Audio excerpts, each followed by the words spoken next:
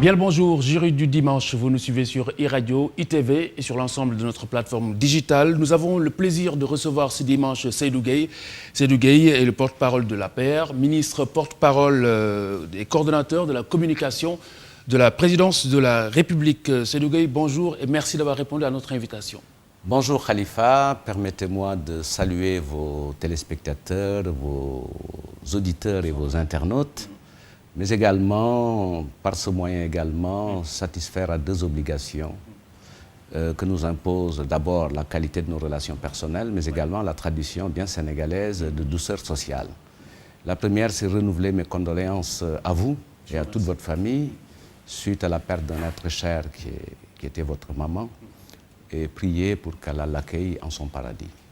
Et sur un ton un peu plus taquin, féliciter Mamoudou Ibra Kane qui, à bon droit, est en train de convoler en juste noces, même si je sais que par ailleurs, il est engagé sur des missions de terrain dans le cadre de son travail de journaliste. Merci. Lui souhaiter un heureux ménage. Merci. En tout cas, c'est un plaisir encore une fois de vous recevoir au jury du dimanche. Nous allons directement attaquer tout d'abord avec la perspective des locales 2022. Aujourd'hui, toute la coalition Benno Bokk Yakaar est un peu dans l'attente ou à l'écoute, disons, du chef de l'État. On attend la publication de la liste des candidats qu'il aura choisis.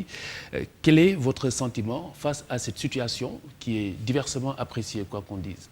Non, moi j'aurais bien aimé qu'on parle de la célébration du Mawlud, qui est vraiment le point le plus essentiel, à mon avis, de notre actualité. Et j'avais espéré qu'effectivement, cette question-là, des élections auraient pu être décalées sur la superficie de traitement dans les journaux de la presse écrite, mais aussi du point de vue de sa présence à la une. Mais ainsi est le Sénégal, nous avons une passion politique débordante. Et ces élections locales aussi ne jurent pas d'avec cette tradition, cette passion pour les élections. Oui, et c'est dans les calepins certainement. Oui, vous avez raison. Toute la coalition Benno est à l'écoute du président de la République, et qui est le président de la coalition. Et c'est la bonne position. Puisqu'à l'issue d'une rencontre avec les leaders de Benno, c'est ça le principe qui a été arrêté. En rappelant les grands principes de solidarité, de consensus, d'engagement, de l'intérêt collectif, et d'être dans une posture d'attente pour voir un peu comment mettre notre coalition en ordre de bataille. Mais cela n'a pas empêché que le cortège habituel de manifestations et d'actes politiques qui accompagnent toujours des élections de cette dimension, qui sont des élections populaires, à la limite, affaire au Kogne, affaire au Nawetan, et chacun a eu, dans le temps que j'appelle le temps des ambitions, l'opportunité d'annoncer son ambition. Et la bonne règle, c'est qu'après le temps des ambitions, il doit venir le temps de la décision. Et celle-ci doit être encadrée par des processus de recherche de consensus. Si vous me permettez, je reviendrai très rapidement sur... Vous parlez de consensus là où on attend justement la voix d'une personne, la voix du leader. Oui, non, mais ça c'est un principe, puisque les coalitions sont la coalition est composée de partis qui ont une dignité et qui, je dirais même, qui sont d'égale dignité. Et ce qui permet de le comprendre, je vous donne l'exemple de ce que nous sommes en train de faire à la Médina, puisque vous pouvez remarquer aussi que malgré ce tourbillon et ce tumulte, les choses se passent tout tranquillement à la Médina, puisque nous avons eu une démarche de recherche de consensus à partir d'une initiative portée par un membre de la coalition, en l'occurrence le parti des écologistes, qui a fait le tour de l'ensemble des composantes politiques de la coalition pour nouer le contact et faciliter. Et à l'issue de cette première tournée, le Benno s'est remis en selle en auditionnant les 4 candidats que nous avons dans notre commune. Puisqu'à la Médina, nous avons 4 déclarations de candidature et les 4 candidats déclarés ont été entendus. Si vous voulez le descriptif, il s'agit... Ils ont été entendus, mais en revanche, chacun, en ce qui le concerne, a un peu déclaré tout de même sa candidature à la candidature. Tout le monde a le droit de déclarer sa candidature à la candidature. Notre perspective, c'est de faire un Benno Aqua Médina. Est-ce que du coup, les primaires ne seraient pas plus appropriées? Non, les primaires, ça demande beaucoup d'organisation matérielle, beaucoup de logistique, et ça peut fractionner les organisations. Si on tire les leçons de ce qu'il s'est passé dans certaines formations qui ont eu cette médiation pour arriver à un consensus ou à une décision, je pense que le jeu n'en vaut pas la chandelle. De quoi s'agit-il? Il s'agit pour chacun d'entre nous de déclarer son ambition pour sa commune, mais de comprendre effectivement que l'enjeu principal, c'est d'avoir une liste de Benno, dont la tête de liste tire, mais nous ne sommes pas sur le mode d'un scrutin uninominal, puisque ça reste toujours une élection de liste. Oui. Donc ce qui est important, c'est de travailler au consensus. Donc je le disais, après cette tournée et cette audition, Benno va se réunir au niveau de la Médina, sur la base de différents éléments d'appréciation en politique, la légitimité politique, la capacité à porter, la compétence, l'engagement, et porter son choix sur un candidat qui va porter le programme de Benno. Puisque nous sommes dans la rationalité de ne pas considérer que dans ce contexte, il nous faut un homme providentiel. C'est Benno qui va désigner le candidat ou c'est le président de la République, comme on le laisse entendre, qui va désigner le candidat? C'est-à-dire que dans certaines localités, vous avez entendu déjà Benno Bokk Yakaar, par consensus ou par une démarche majoritaire, choisir son candidat, parce qu'il s'agit d'un candidat de la localité. Oui.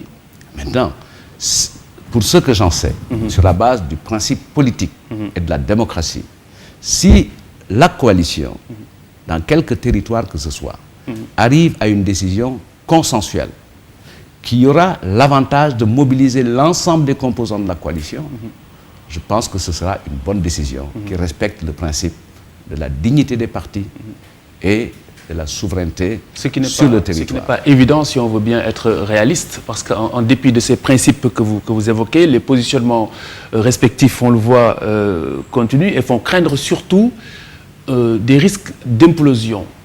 Est-ce que ces craintes, dans cette configuration, tiennent la route? Non, vous laissez l'impression de quelqu'un qui est très effrayé par une chose qui n'est pas nouvelle. Cette tension permanente et ce désordre qui précède toujours des élections, puisque je vous l'ai dit, nous sommes dans le temps des ambitions. Mais il viendra le temps de la décision. Et cette décision, elle s'apprécie de deux niveaux. Moi, ce que je crois, c'est que quand on a la capacité et la possibilité d'arrêter de façon consensuelle un candidat pour y aller, c'est une très bonne chose. Mais quand il y a impossibilité de s'accorder, c'est là où l'arbitrage du président de la République vient régler le problème. Et justement, quelles sont les chances pour cet arbitrage-là d'être accepté? Je pense que d'abord, on joue notre destin, c'est pas ça, c'est peut-être un peu fort, mais ce qu'il faut retenir, c'est que chaque fois que nous sommes sur un cycle électoral tel que les élections territoriales, il y a ce va-et-vient et cette idée où tout évolue entre discipline de parti et défiance. Et le rôle, justement, c'est d'avoir conscience de l'intérêt collectif et de ne pas s'engager dans une dynamique de défiance. Et préserver toutes les chances pour que le bloc soit homogène, uni. Puisque au-delà de ça, il s'agit pour nous de montrer que nous sommes encore très majoritaires dans ce pays, ce qui est le cas au niveau des collectivités territoriales. Nous sommes majoritaires dans ce pays, ce qui est le cas à l'Assemblée nationale. Et nous sommes majoritaires puisque les populations adhèrent à la politique mise en œuvre par le président Macky Sall. Je vois que vous voulez bien rester optimiste et donc vous êtes le coordinateur bien sûr de l'APR au niveau de votre commune, la Médina que vous aspirez à diriger. Mais avant de parler de l'obstacle ou des obstacles au niveau interne, qu'est-ce qui vous fait penser aujourd'hui que vous êtes à même de déboulonner Bamba Fall, l'actuel maire, qui est candidat à sa propre succession? Non, ce sont les populations qui ont donné le message que pour eux, son temps est fini. Ça, c'est une première considération. Sur quoi vous vous fondez? Mais je me fonde sur le comportement et ce que disent les populations au quotidien. Il est candidat à sa propre succession. Il est à la tête de la commune depuis 2014. Depuis 2014, oui. Mais tout en ayant été entre 2009 et 2014 conseiller municipal, adjoint au maire. Et je pense que les populations ont fait la bonne lecture de la situation. Vous êtes en train de dégager un bilan négatif de il son nous a magistère. dit, et on l'attend à ce moment-là, qu'il fera son bilan. Mais son bilan, on n'a pas besoin de l'attendre, c'est le vécu quotidien des populations. Les populations sont édifiées, ils se sont fait leur religion sur ses propres capacités à nous faire franchir le palier dont la Médina a besoin, puisqu'il s'agit de quoi? Mais vous le dites là en tant que challenger, ce qui est légitime, mais est-ce qu'il y a-t-il une base scientifique? Mais la base scientifique, c'est son bilan. Et moi, comme on dit en Wolof, il nous a donné rendez-vous pour qu'on apprécie son bilan.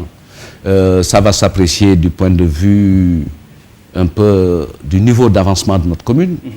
Aujourd'hui, à la Médina, on ne marche pas sur les trottoirs, il y a plein de problèmes dans notre commune. Il y a plein de problèmes dans notre commune. Et le Benno a l'ambition de venir apporter des éléments de réponse qui nous feront progresser. Mais vous, en tant que candidat, qu'est-ce qui vous indique que vous êtes à même de le déboulonner? Mais par sa force de Benno. Ensuite, par le rapport que nous avons avec les populations de la Médina et le rapport que nous avons avec l'électorat de la Médina. Mais justement, il y a votre camarade Cheikh Ahmed Tidiane Ba qui est dans votre camp, qui a également affiché ses ambitions. Il est candidat. Il y a quelques semaines de cela, il a fait un peu sa démonstration de force. Il a pris son bain de foule au niveau de la Médina. Il a également le soutien de groupes comme les élus de valeurs et de principes. Est-ce que vous, personnellement, vous lui apporteriez votre soutien si jamais j'entends, le chef de l'État en arrive à arbitrer et porte son choix sur sa personne? Moi, j'ai une grande responsabilité.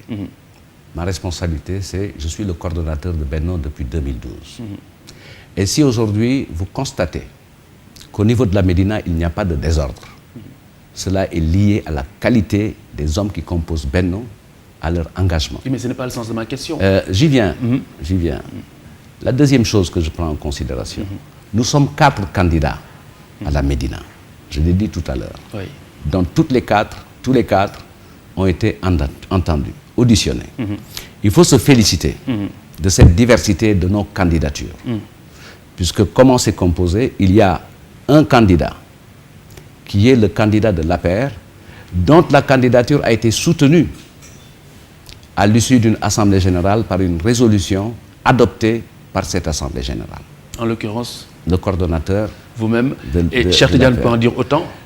Il y a un autre candidat qui est chef de parti, membre d'une coalition, qui est celle de M. Modou Diagne Fada. Il y a une autre candidature qui est une candidature féminine. Et ça, il faut saluer cette capacité à porter le leadership féminin dans cette ambition d'être à la tête de sa commune. Et enfin, il y a une candidature qui est celle d'un mouvement citoyen qui est là pour soutenir le Benno Bokk Yakaar. Oui. Donc voilà les choses en l'état. Et jusqu'à l'heure où je vous parle, aucune décision n'a été prise et aucun choix n'a encore été fait. Est-ce que vous, je vous donne la dynamique. Derrière l'un de ces candidats? Je ne suis pas dans ce temps. Pour moi, je suis dans le temps de finaliser le processus de désignation de notre candidat. Mais vous êtes à même de vous projeter.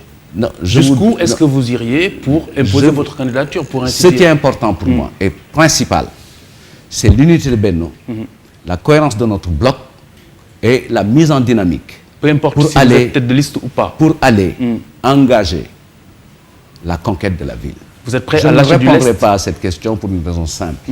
Si je vous donne une réponse, vous allez la faire tourner, elle va buzzer. Et je n'ai pas besoin de ce type de pollution par rapport au travail que je suis en train de faire, de mise en cohérence de notre bloc et de sa consolidation. La question, elle est simple. Et pour justement aller dans votre sens, moi je suis juste en train de vous demander si, en tant que partisan du consensus, est-ce que vous êtes prêt à lâcher du lest, à vous ranger derrière un de ces candidats, si le chef de l'État en arrive à devoir arbitrer? Mieux que d'être partisan du consensus, je dois être le garant du consensus par mes responsabilités de coordonnateur de Benno Médina. Donc j'en déduis que vous êtes prêt à vous ranger derrière n'importe quel candidat qu'on aura choisi. À chaque jour suffit sa peine et à chaque question qui viendra à son âge. Alors 4 candidats, un maire qui n'a pas satisfait à votre avis, des populations fatiguées, y aurait-il un air de Fouta Tampi qui soufflerait sur votre commune?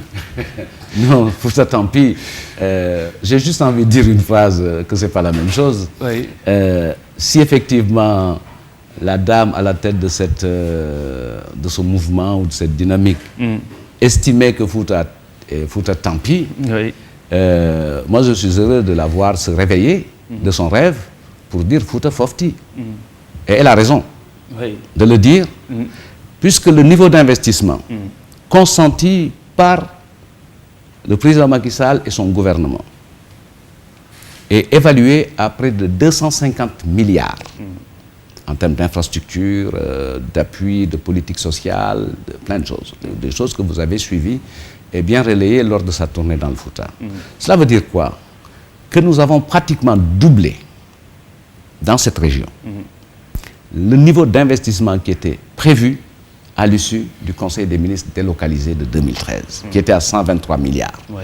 Et sur le Fouta, l'investissement est à hauteur de 250 milliards, 249 pour être plus précis, à travers des ouvrages hydrauliques, à travers des infrastructures routières, des établissements humains, l'aéroport. Il y a plein de choses qui sont en train de transformer le Fouta et qui permettent à la région de Matam, y compris le département de Podor qui fait partie de la région de Saint-Louis, Oui. de jouer sa carte et de tenir sa place dans le projet de développement du Sénégal qu'on appelle le Sénégal. Donc là, vous vous engouffrez pour tirer un peu un bilan positif Non, je ne tire pas un bilan, au je plan dis du ce qu'on Nord. a fait. Mais à la Médina, cette terre de Fouta, tant pis, souffle bien entendu.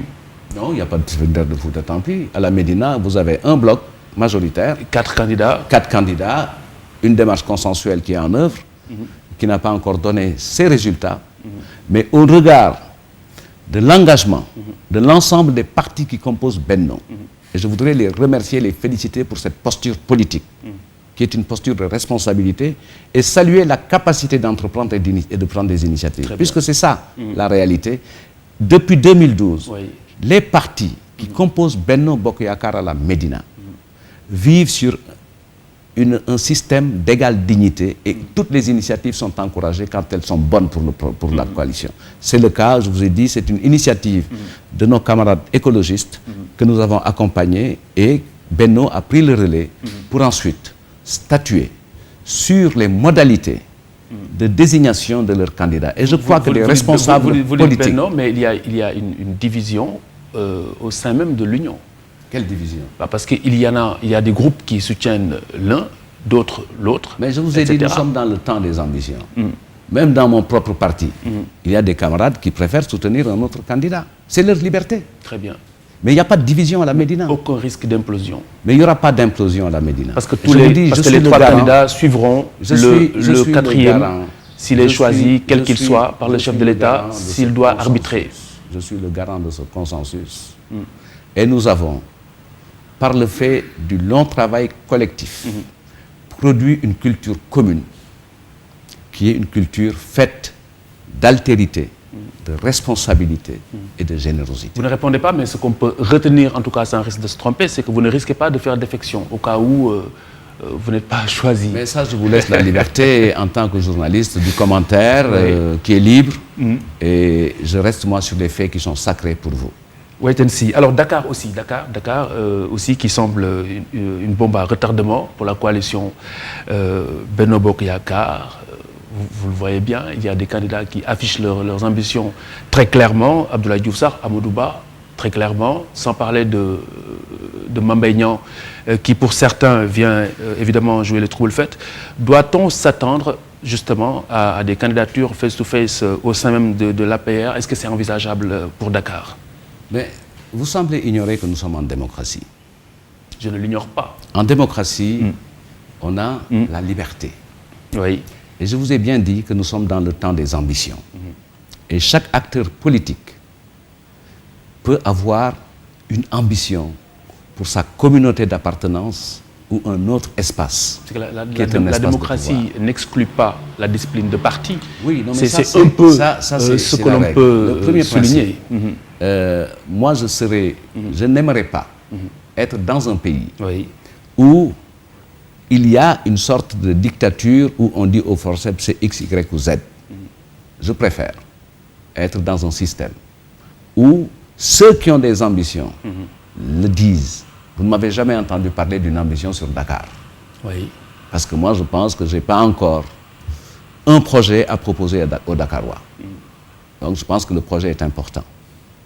Et connaissant la spécificité de Dakar et le mode d'élection de celui qui devra être le maire de Dakar, je crois qu'il faut qu'on revienne à cette réalité. Ce n'est pas une expression directe sur la liste de Dakar, mais c'est d'abord le cumul des votes collectés dans les différentes communes que vient compléter la liste proportionnelle de Dakar. Et c'est à partir de ça que le candidat est choisi, pour ce que j'en sais. Donc, quand on analyse comment on choisit Dakar, le maire de Dakar, on doit se remettre à l'idée que le premier niveau de travail important, c'est la commune. Si on veut gagner Dakar, il faut qu'on gagne les communes. Si on veut gagner les communes, il faut qu'on arrive à des choix consensuels, à avoir la capacité d'entraîner l'électorat qui est aujourd'hui disponible et acquise. Donc vous mettez de côté, acquis à la cause. Vous mettez de côté la notion de légitimité pour parler de la maire de la capitale.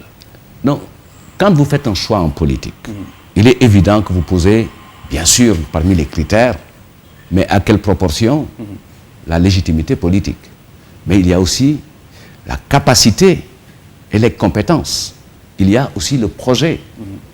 Et il y a l'acceptation politique du projet qu'on porte. Tous ces candidats, chacun, en ce qui le concerne, porte un projet. Mais chacun, comment expliquer, si le leitmotiv c'est le consensus, comment expliquer que 2 ou 3 candidats du même parti, pour ne pas dire de la même coalition, portent des projets différents pour la justement, même ville. c'est ça le consensus. Puisque si vous n'êtes pas plusieurs, on ne peut pas avoir un consensus. Mais justement, le consensus, c'est de mettre dans le panier toutes les idées, d'en faire une seule. Khalifa, pour qu'il y ait un consensus, il faut qu'il y ait au moins 2 ou 3 personnes qui ne sont pas sur la même position. Mais la finalité du consensus, c'est un accord. Bien sûr. Bien sûr. Donc comment est-ce que ces candidats devraient s'accorder autour d'un seul projet? Mais si nous avons été capables d'arrêter des mesures à l'issue du dialogue politique, où le consensus a été bien bâti, autour de la question électorale notamment, entre acteurs qui se regardent en chaîne de faïence, l'opposition et la majorité, il ne serait pas, de mon point de vue, impossible d'arrêter un consensus entre acteurs qui ont la même identité, qui ont la même appartenance et qui partagent le même projet. Mais vous ne pouvez pas non plus occulter les velléités de désobéissance ou même de défiance, parce que de ces candidats, il y en a un qui a déjà déposé sa caution. C'est un risque politique partout. Et vous savez, des élections, c'est un processus. Un processus, c'est des étapes et des démarches. Nous n'en sommes pas encore à la phase de validation définitive des listes. Et d'ici à là, il y a le travail que font les bases pour arriver à un consensus. Et il y a ce qui est attendu au titre de l'arbitrage du président de la République. Donc moi, jusqu'ici, je pense que tout ce qui arrive procède, à quelques exceptions près, d'une traditionnelle dynamique qui précède toujours des élections de cette nature. Donc, vu l'évolution de la situation, on peut nettement s'attendre à des claquages de porte après le choix de l'un ou de l'autre. Non, ça vous ferait plaisir d'avoir... Mais pas du tout. Mais pas du tout. Non, ça c'est par rapport à la... Il y a des prémices, oui. Non, mais ça, je comprends très bien vos enjeux qui ne sont pas les nôtres. Nous n'avons pas du tout d'enjeu. Non, l'enjeu, c'est d'avoir une actualité pétillante, chaude. Mais peu importe, l'actualité, c'est des faits utiles pour la société. Ce n'est pas la question principale. Pour nous, la question principale, c'est arriver au bout du consensus et mettre notre coalition en ordre de marche et dans une perspective de synergie conquérante. Mais comment parler de consensus si les velléités sont très clairement affichées? Mais il y a toujours les moyens de rapprocher les partis. Il y a toujours de rapprocher les partis. Mais déposer une question... En cas d'impossibilité pratique. Mais quand on dépose la caution, c'est qu'on n'attend même plus l'onction. En cas d'impossibilité pratique, oui. Il y a la décision qui tombe. Et maintenant, c'est à partir de cette décision qu'on voit quel est le comportement de tel ou tel camarade. Et déposer une caution, pour moi, c'est une étape d'un processus qui n'est pas encore terminé. C'est un forcing? Non, moi je ne qualifie pas ça. Je considère que le dépôt de la caution est une exigence du code électoral et que celui qui sera en compétition, ou la liste qui sera en compétition, sera qualifié à partir d'une autre procédure confiée à d'autres autorités. Alors, quel sera le poids de la légitimité, pour ainsi dire, dans le choix du président de la République, ou pour ne pas dire de la coalition, autour de ces candidats? Je ne suis pas dans la tête du président de la République, qui est un leader politique avéré, qui connaît l'histoire politique de ce pays, qui connaît son parti, qui connaît ses hommes, qui connaît sa coalition, et il faut mettre à son actif cette capacité et cette qualité qu'il a mise en œuvre pour maintenir cette coalition, fidèle au principe de gagner ensemble et gouverner ensemble. Et je pense que nous ne jetons pas ce concept aux orties. Nous restons sur cette rationalité. Et je ne peux pas vous dire que dans son dispositif de décision, tel critère pèsera pour 2%, un autre pour 10%, je ne sais pas. Voilà, moi, je donne ma langue au chat. Nous devons, en toute responsabilité, lui faciliter le travail en dégageant des dynamiques consensuelles, en cherchant à élargir nos bases et en cherchant à faire un bloc autour de celui qui aura été la tête de liste. Nous restons sur les locales, ou même du moins sur la perspective avec les violences de la semaine dernière à Ziguinchor, entre partisans de Ousmane Sonko et de Pastef et Doudouka de l'APR. Alors, les prémices de tensions électorales, à votre avis, ou actes isolés? Non, je crois qu'on a cette tradition de violence, mais je voudrais dire très rapidement que l'Alliance pour la République est un parti très républicain, qui n'est pas un adepte de la violence. Vous seriez fataliste? Qui la condamne d'où qu'elle provienne. Nous condamnons fermement la violence d'où qu'elle provienne. Ça n'a pas l'air de vous choquer ou du moins de vous surprendre? Non, moi je ne vais pas jouer les vierges effarouchées, connaissant bien ce qu'il s'est passé sur ce chapitre dans notre vie politique. Oui. Mais il faut essayer de comprendre ce qu'il se passe. Qu'est-ce qu'il se passe? Nous sommes dans la surenchère verbale. Et nous en avons fait un mode de présence en politique. Nous sommes dans la versatilité politique qui a l'heure d'irriter les gens. Et je rappelle que vous êtes un observateur de la vie publique. Oui. Il y a des personnalités, il y a des organisations politiques qui sont toujours mêlées à des histoires de violence politique. C'est un fait qu'il faut constater et dénoncer. Tout comme l'APR, que l'on accuse d'embaucher des nervis à tout bout de champ. On ne prête qu'aux riches. Prête qu'aux riches. Ce n'est pas la tradition. Et l'accusation était très grave quand même. Puisqu'elle n'était pas faite dans un contexte d'activité politique, mais dans un contexte d'activité institutionnelle du chef de l'État. Mais moi, je comprends très bien la désolation de ceux qui voient la déferlante dans le Fouta, qui n'ont que leurs yeux pour pleurer, au vu justement de cette adhésion massive et populaire autour du président de la République. Voilà. Mais ça, c'est des stratégies politiques éculées qui ne payent pas. Donc, ce que je voudrais dire sur la violence, une tension électorale, c'est appeler au calme. En 2022. C'est appeler au calme et à la sérénité. Appeler au calme et à la sérénité.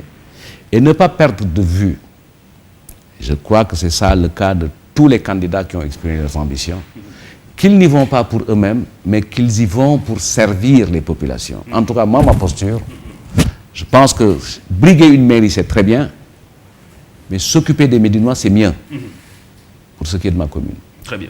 Alors, l'affaire des 14 morts, comme on parle de violence, les 14 morts du mois de mars dernier, l'affaire n'est toujours pas élucidée, vous le savez, et le refrain du temps de la justice ne semble pas convaincre. Alors, quels sont les gages aujourd'hui, Monsieur le Ministre, pour convaincre les Sénégalais que les responsabilités dans cette affaire seront situées? Mais ce qui est la tradition dans ce pays, il y a eu un mémorandum du gouvernement qui a été partagé.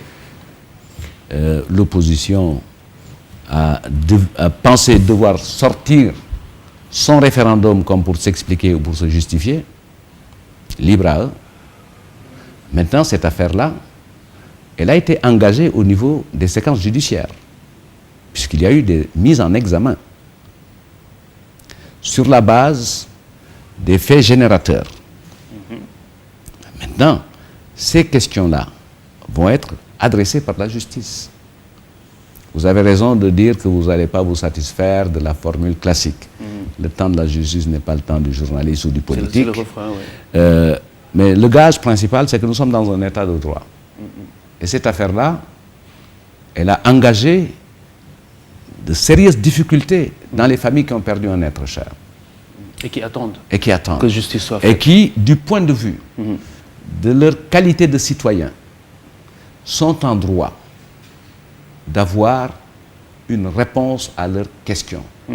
Comment tout ça s'est passé? Pourquoi j'ai perdu un fils ou une sœur? Je voudrais que la justice se saisisse de la question dans des procédures que la justice, elle seule connaît, qui est celle de l'action publique, voilà, l'action civile. Donc voilà, des procédures, si c'est des choses à résonance pénale, les juges feront le travail. Donc, moi j'ai toujours, moi d'un point de vue de ça, moi j'ai un principe par rapport à la justice de notre pays. Je souffre chaque fois qu'on dit du mal de nos magistrats, pour une raison évidente.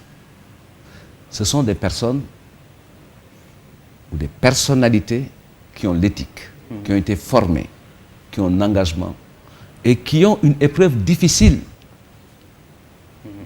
d'arbitrer au-delà de ce que prescrit le texte comme étant un élément caractéristique d'un délit ou d'un crime. Sur la base des faits et après investigation, qui arbitrent dans leur intime conviction. Donc je crois qu'un bon républicain, et au regard de ce qu'est notre justice de par le monde, nous sommes dans le devoir de témoigner de façon permanente de notre respect à notre justice. Oui. Il faut respecter nos magistrats, il faut respecter notre justice. Puisque au-delà de notre propre système national, les voies de recours sont garanties. Et la qualité d'un système judiciaire, au-delà des hommes, c'est d'avoir des voies de recours. En droit anglais, on dit remedies precede rights. C'est parce qu'il y a des voies de recours. Ça, c'est dans le cadre de la common law. Mais qu'est-ce que vous dites très clairement, concrètement, aux familles des victimes? Il faut prendre toutes les initiatives pour que la justice soit saisie dans le cadre d'un préjudice subi par eux-mêmes. Vous leur dites, prenez votre mal en patience? Non, non, pas du tout. Moi, je ne dis jamais à une personne qui souffre, prenez votre mal en patience. Je dis, prenez l'initiative et l'État vous entend, l'État est à votre côté pour garantir une bonne administration de la justice et une bonne prise en charge de ces questions qui auront au moins l'avantage, une fois vidées, mais de mettre un peu de baume au cœur des personnes qui souffrent atrocement parce qu'ils ont perdu un être cher dans des conditions, excusez-moi, qui sont absurdes. Espérons bien. Alors, jury du dimanche, nous sommes avec le ministre Seydou Gueye sur e-radio, ITV et sur notre plateforme digitale. Seydou Gueye, ministre porte-parole et coordonnateur de la communication à la présidence de la République, porte-parole par ailleurs de l'APR.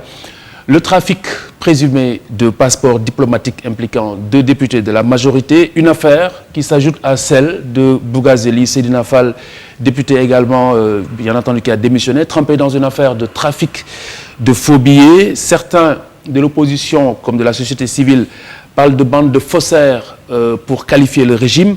Comment, Monsieur le ministre, expliquer aux Sénégalais qu'il s'agit d'actes isolés, comme l'affirment certains du camp présidentiel? Mais moi, j'aurais bien aimé que dans votre énumération des cas de députés liés à des histoires qui lui ont valu d'aller en justice, il y a d'autres cas.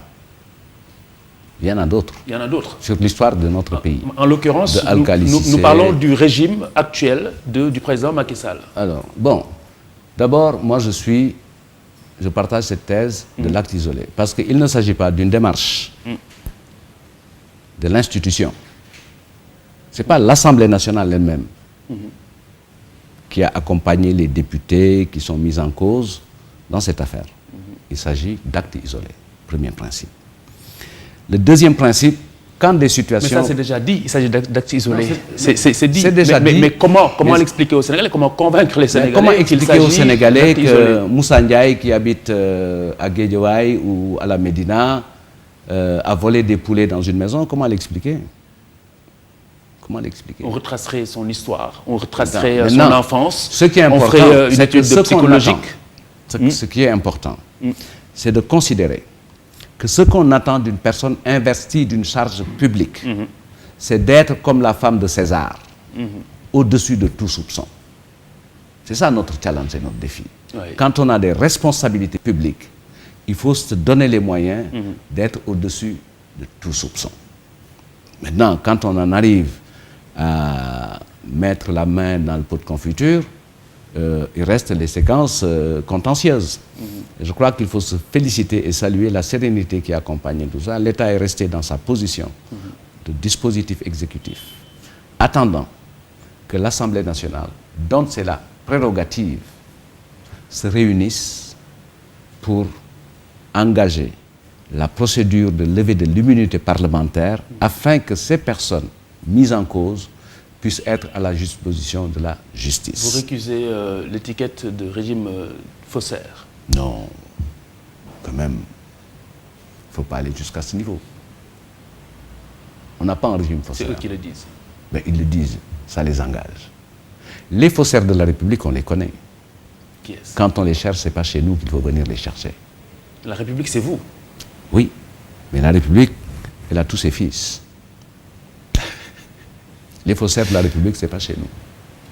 Très bien.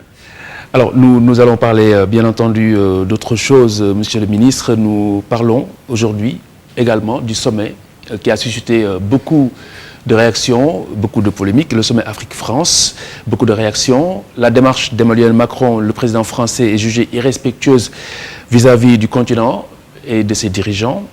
Quelle est la position du Sénégal sur cette question? Mais le Sénégal n'est concerné dans les sommets quand le président de la République de France, République française invite ses homologues dans des sommets, que ce soit France-Afrique, Union européenne-Afrique. Est-ce que vous y voyez un manque de respect vis-à-vis? Non, pas du tout. C'est la liberté du président français de dire je veux entrer en dialogue avec des organisations citoyennes du continent, parce que peut-être qu'il veut apporter un début de réponse à une question qui est un peu aujourd'hui difficile pour la France, un peu partout sur le continent, France dégage. Oui, quand vous entendez un peu partout sur le continent, France dégage, mais il faut comprendre et essayer de trouver une solution. Moi, je pense qu'il est important de considérer que nous sommes dans une Autrement dit, les intérêts de l'Afrique n'ont rien à voir. Je suis dans cette rencontre. Dans une autre époque.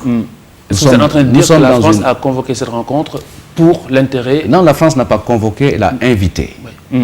Bon, pour ainsi elle dire. a invité des hommes et femmes qui ont des convictions, des positions politiques et qui ont estimé. Pourquoi l'avoir appelé? Pourquoi avoir maintenu la dénomination de cette rencontre qui s'est tenue tout de même depuis 1973 avec des chefs d'État et de gouvernement? Non, attendez, il ne faut pas confondre. Il ne faut pas confondre. Il ne faut pas confondre les choses. Ce format ne concerne pas les chefs d'État. C'est la liberté de la France de chercher à être en dialogue. On est bien d'accord. Avec d'autres segments. Au-delà de l'inversion de la dénomination, le sommet France-Afrique ou Afrique-France, de toute manière... Non, ça c'est un vieux combat. Ça a toujours concerné les dirigeants africains. Vous expliquez d'où ça vient. Oui. Dans les rapports entre Afrique et tiers-monde à l'époque, il y a des positions de principe que certains acteurs, qui sont les ancêtres des activistes d'aujourd'hui, avaient porté pour dire que dans l'ordre, il faut parler d'abord du tiers-monde avant de parler de la France, parce qu'il y a plus de population dans le tiers-monde. Donc c'est plus important que ces pays qui nous convient. Mais là n'est pas la question. La question centrale, c'est quoi de mon point de vue?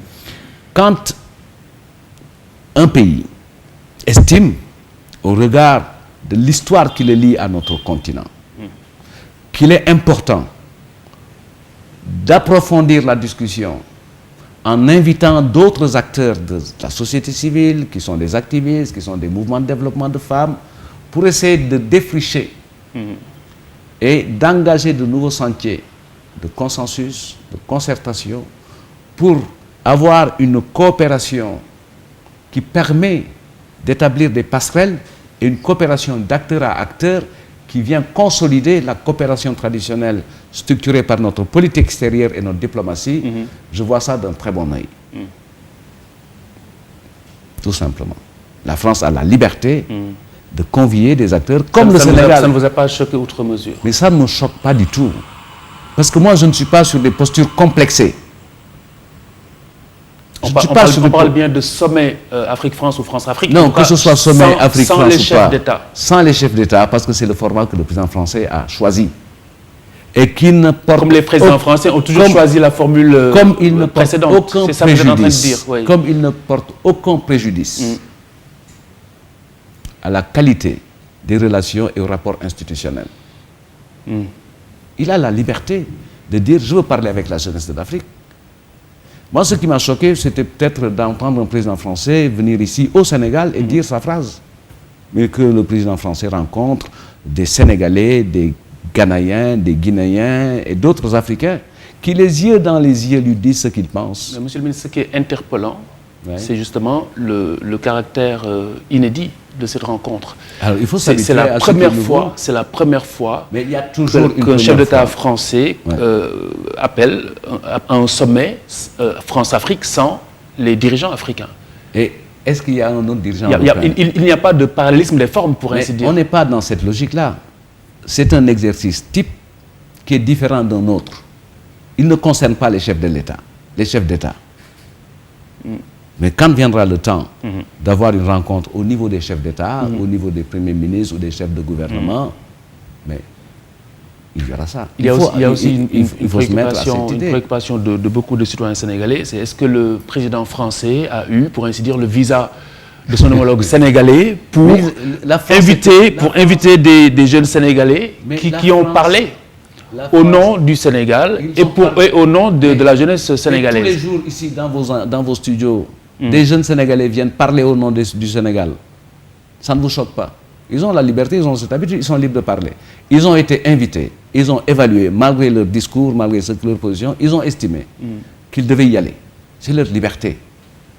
Et quand viendra le temps de la rencontre au niveau des chefs d'État, mais on verra. Mais je crois que c'est la souveraineté de la France. Le Sénégal peut avoir un format analogue. Ce n'est pas le problème. Le président de la République a découvert la rencontre comme tout le monde. Non, son homologue ne lui en a pas parlé. Ils en ont pas, vous savez, il n'a pas eu le visa. Au regard de la qualité des relations entre les deux chefs d'État, le président Emmanuel Macron et le président Macky Sall, il ne peut pas y avoir des enveloppes surprises. Donc le président Macky Sall a validé. La France est souveraine. Est-ce que le président Macky Sall a validé la présence de jeunes de son pays dans cette rencontre? Je crois que ça ne sert à rien d'être dans cette fuite en avant pour aller... Non. Vous parlez de fuite en avant, mais en fait, ce sont les Sénégalais qui ont besoin de savoir. Non, ce qui est constant. Il faut considérer que la France est un État souverain. Ceux qui ont répondu à l'invitation sont libres. Donc Emmanuel Macron n'a pas saisi le chef de l'État, il ne l'a pas informé, il n'a pas cherché à avoir son visa. Je vous ai dit. Le président Macron n'a pas besoin de l'autorisation du président Macky Sall pour faire une action en France. Qui concerne tout de même son pays, la jeunesse de son pays. Qui concerne l'Afrique, mais les jeunes de son pays sont libres. Ils sont libres de répondre à toute invitation. C'est deux choses qui n'ont rien à voir l'une de l'autre. Un sommet pour avoir une rencontre, pour avoir un dialogue avec des acteurs... C'est un sommet de rupture, ça. Vous ne pouvez pas, vous ne pouvez pas l'occulter. Et vous ne serez pas heureux qu'il y ait une évolution. Bien entendu. Dans le dialogue entre les pays. Bien entendu. Mais la décision ne doit pas être unilatérale. Dans la perspective. Oui. Dans la perspective. Pourquoi ça vient toujours de l'Occident? Comme le dit le président Macky Sall, dans sa perspective, de créer un socle de valeurs communes et partagées. Il est important d'avoir ces médiations, même si elles sont imparfaites, pour arriver à produire justement le consensus et l'accord sur au moins les enjeux de l'heure. Maintenant, si vous voulez... Monsieur le ministre, même les jeunes Africains présents à cette rencontre ont bien souligné au président Macron qu'ils n'attendent pas la France, que la jeunesse africaine n'attend pas la France pour se développer. Mais attendez, moi j'ai quand même un peu d'expérience et de vécu politique. Je crois qu'il y a des positions qu'on entend aujourd'hui et qu'on considère comme des positions nouvelles et de rupture. Détrompez-vous. Détrompez-vous. Cette tendance actuelle, elle était là au début de l'indépendance. Le nationalisme, France dégage, c'est les concepts qui ont changé. Mais le premier France dégage, c'est quoi? C'est la place Protet en 1958. Quand on a voulu travailler sur la communauté française. Et aujourd'hui, avec les nouveaux concepts, c'est ça. Mais la question, ce n'est pas ça. La question, c'est comment faire au regard des défis que nous avons en commun. L'immigration irrégulière, les questions climatiques, la nouvelle distribution des richesses, un nouvel ordre mondial avec l'humain au cœur. Mais il nous faut prendre le temps de construire une alliance mondiale responsable et solidaire. Et dans cette perspective, j'ai bien compris, Khalifa, oui. Dans cette perspective, la voix de la jeunesse africaine est importante. J'ai bien compris justement que ça ne dérange pas du tout, ça ne gêne pas les dirigeants africains qu'un chef d'État européen convoque leur jeunesse. Et demain, si on convoquait... Pour voir avec elle comment développer le continent. Si le président Macky Sall, le développement du continent sera l'affaire des Africains. Dans une perspective que nous avons déjà tracée, il nous faut nous-mêmes définir nos projets de développement et inviter les partenaires à nous accompagner. Ce n'est pas à eux de le définir. J'attends le jour où le président Macky Sall convoquerait la jeunesse française. Africaine. Comment... Mais attends, il faut sortir de ce rapport décomplexé entre la France et l'Afrique. Mais ce n'est pas un complexe, c'est un constat. Justement, il s'agit, c'est justement dans ces perspectives, nous parlons de la même chose, il s'agit de décomplexer et de sortir de ce complexe. Bien sûr. Et maintenant, aujourd'hui, ce qu'il faut espérer, c'est qu'entre les peuples, entre les continents, qu'on renouvelle les bases du partenariat. Très bien. En incluant de plus en plus la fin de cette émission. La parole d'autres acteurs qui ne sont pas institutionnels, comme ici. Nous avons une plateforme importante. Donc le Sénégal n'est pas français. De la plateforme des acteurs non étatiques. Mais ces intellectuels le sont.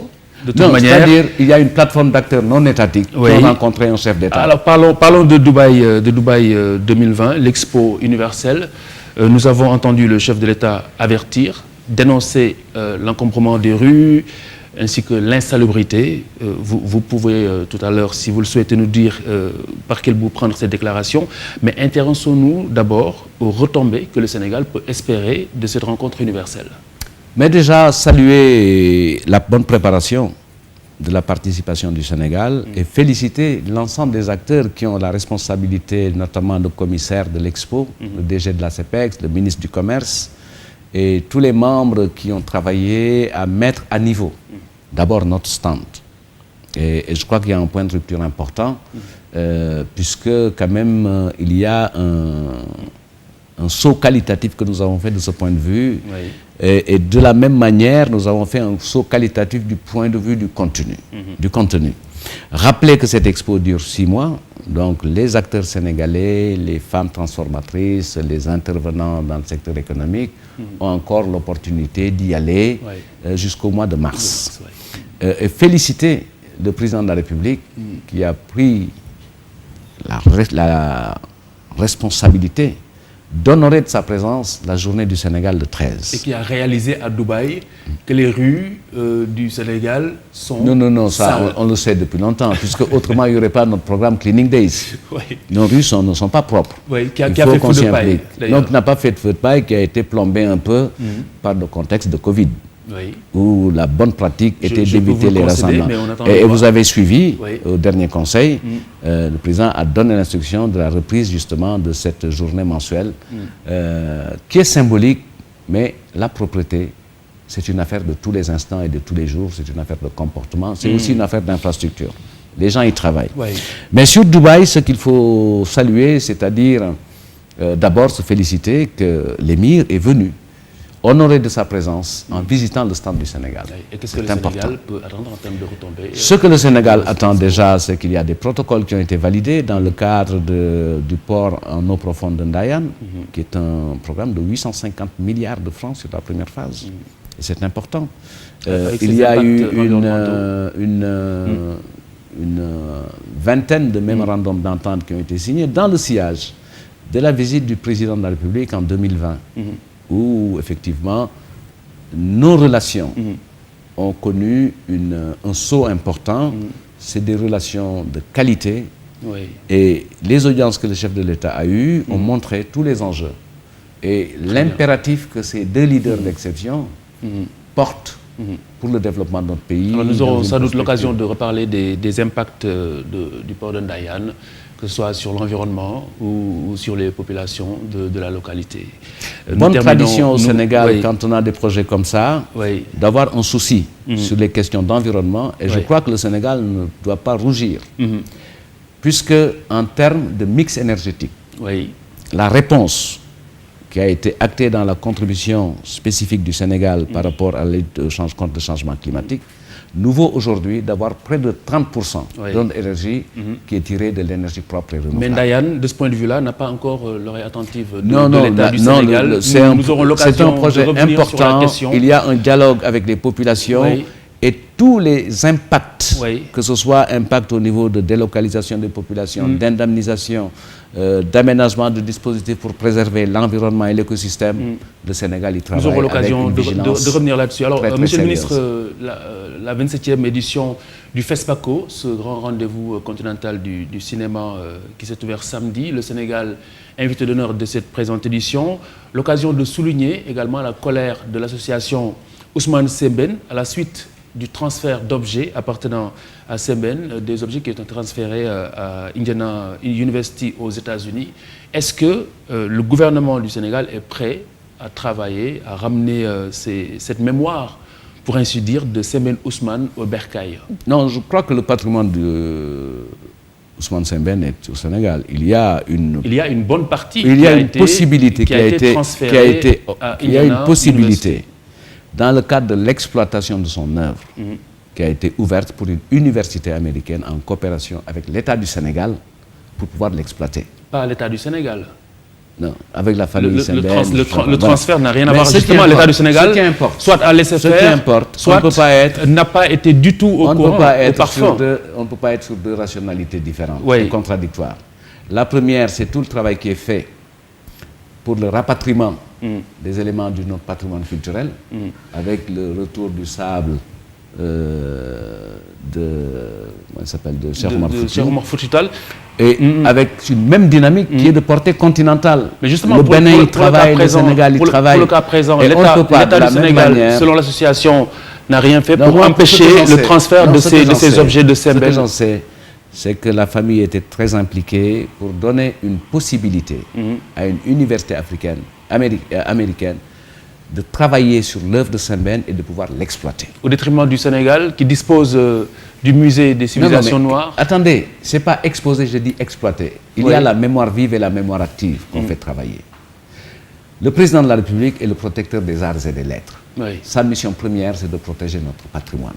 Il en a une claire conscience et c'est comme ça qu'il y travaille. Maintenant, ce qui est important pour moi, c'est de saluer justement cette consécration du Sénégal après les prix qu'on a obtenus au FESPACO, d'avoir ce rang aujourd'hui d'invité d'honneur. Mais c'est bien beau, mais est-ce que justement ces objets transférés ailleurs n'est pas un indicateur justement sur l'abandon du projet de musée pour Galetchedo, justement? Ah non, ça, j'en sais rien. Moi, je ne suis pas le ministre de la Culture et je suis très loin de ça.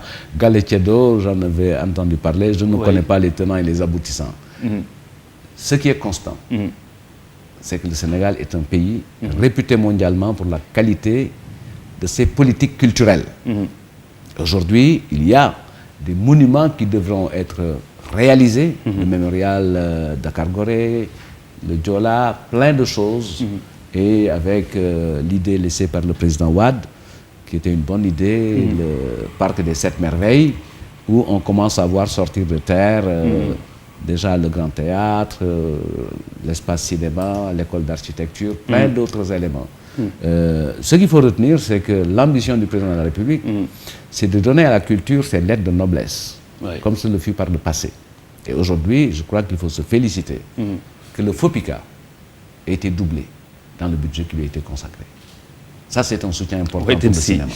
Donc, c'est fait dans le budget. De toute manière, c'est effectif. Nous aurons l'occasion, sans doute, de revenir de façon plus ample sur ces différentes questions. Mais avec les spécialistes. Toute dernière question, Monsieur le Ministre. Est-ce que le Japon s'est retiré du projet de l'usine de dessalement de l'eau de mer?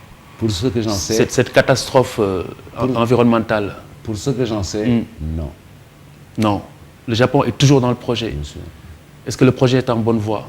Le projet, les gens qui s'en occupent travaillent.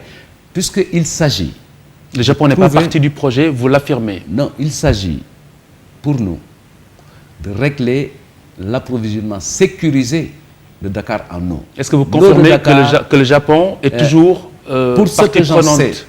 Pour ce que j'en sais, à ce dimanche où je vous parle, ce projet est toujours en cours. Et le Japon est toujours acteur? C'est l'acteur principal et le partenaire principal.